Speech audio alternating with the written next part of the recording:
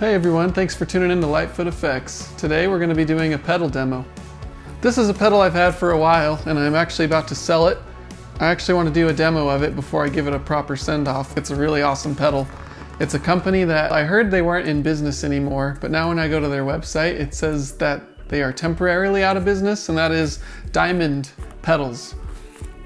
What I have here is a super rare edition. It's called the Diamond Compressor SE. It was a limited run. They only made 100 of these. It's supposed to be a really high-end compressor with super high-end components for audiophiles. Now normally they have a normal lineup of compressors, which is just the Diamond compressor. This one happens to come with its own wooden box and then a little cloth. And then we have the pedal here. Here it is in all of its glory. So I figured what we'll do today is I'm just gonna plug it in, I'm gonna play it, give it a demo, just kind of go through it. For anyone who's curious on these, I couldn't find a lot of videos on them, so I figured why not just make one here.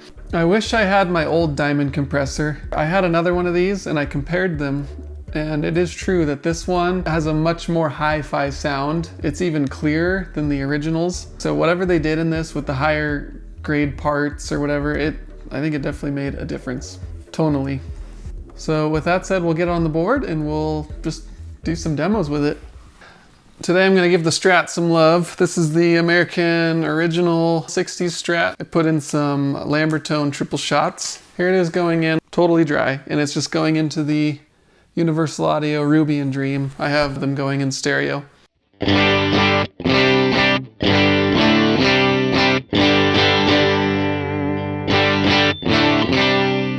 All right, and here it is with the Diamond compressor on. So for those of you who don't know, this compressor is a optical compressor, so it actually uses light to compress your sound. It's got a built-in EQ knob here, and then just simple compression amount and then volume. So what I'm gonna do is we'll just play around with it. Let's see how it gets when we turn the compression up to about 12 o'clock.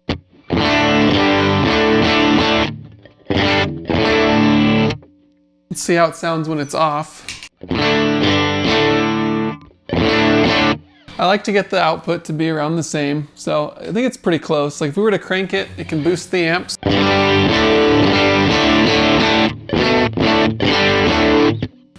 Or we can turn it down. Here's the range with it lower.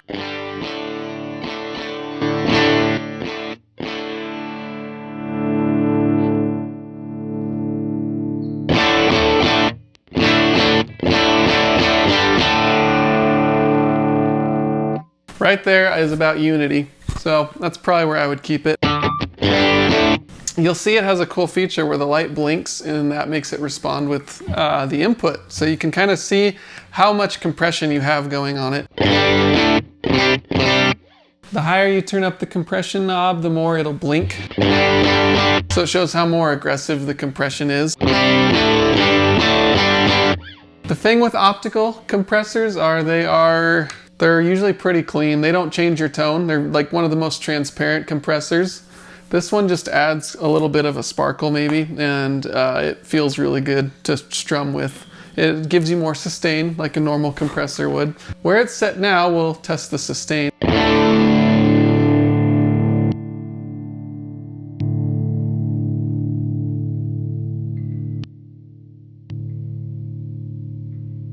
You can hear how it brings the guitar back up just from me turning it on compared to how it sounds when it's off. That's what a compressor does. It can give you more sustain, it makes your quiet parts louder and it makes your loud parts quieter, so everything's blended together. What I really like about this one is it just is simple to use. There's only 3 knobs and you can get a good sound anywhere out of it.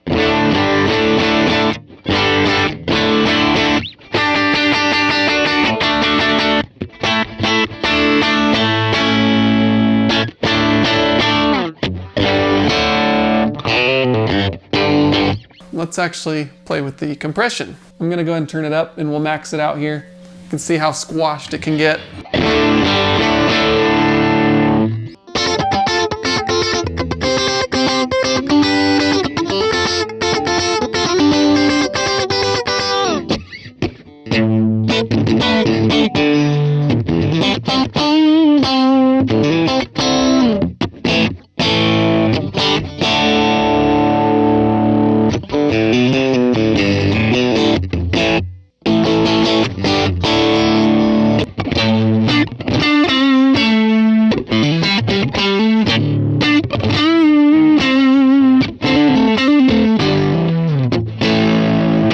That's too much. It almost gets, it starts to blow up.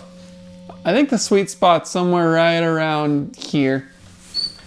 A little bit above 12 o'clock.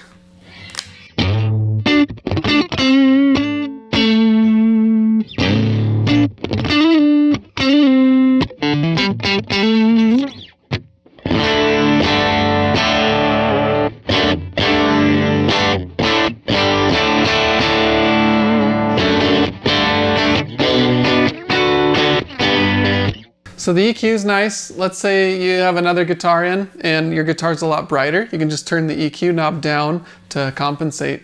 So you don't have to change a lot. And this is called a tilt EQ. If I turn the EQ up like it is now, what it will do is it's gonna push all my frequencies higher and it's gonna take some of my low frequencies and it's gonna decrease them. So it's gonna tilt the whole curve up towards the higher spectrum.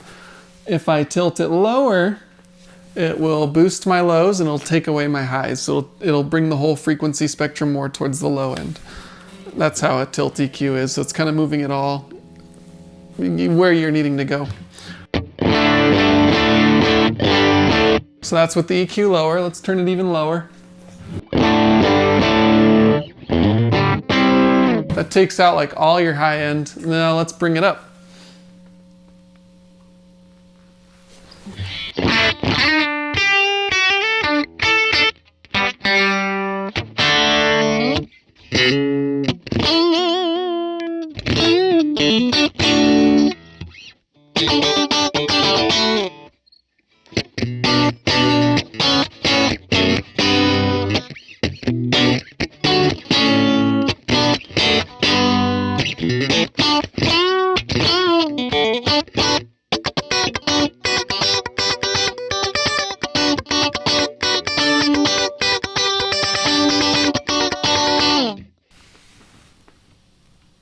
We'll bring it back to the middle here. Like I said, super versatile pedal. This is around where I would probably leave it. I like to gauge kind of the compression based on the light.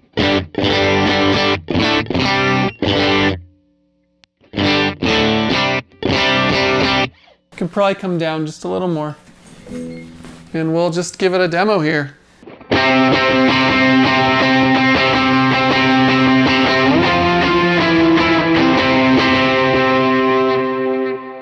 Let's see how this sounds.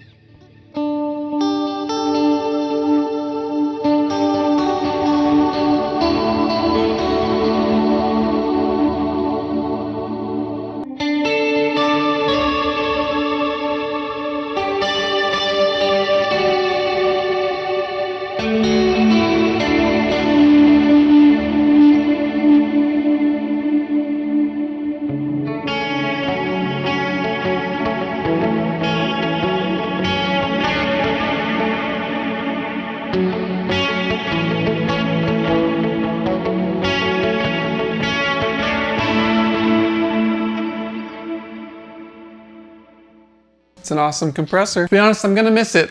Don't ask, I already sold it. That's why I'm doing this video. I'm about to ship it off to the buyer on Reverb. But I figured I wanted to just make a video because it's a rare compressor. There's only been 100 of these made. This is number 43. While I had it, I figured I'd document it and get a video up. One last thing, we'll just test the sweep of the EQ here.